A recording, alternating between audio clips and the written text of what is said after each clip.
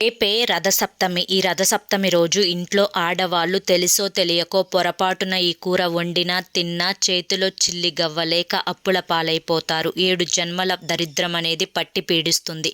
అసలు ఏ కూర వండాలి, పాటించవలసిన నియమాలు ఏంటి తెలుసుకోవాలి అంటే ఫుల్ వీడియో చూడాల్సిందే.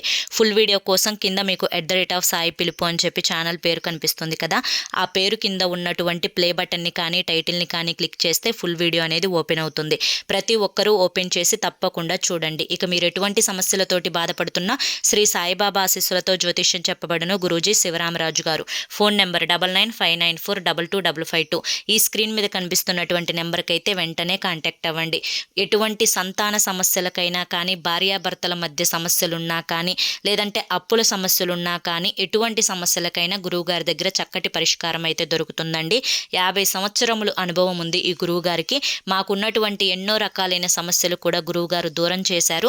మీరు కూడా వెంటనే కాంటాక్ట్ అయ్యి ఆనందంగా ఉండండి.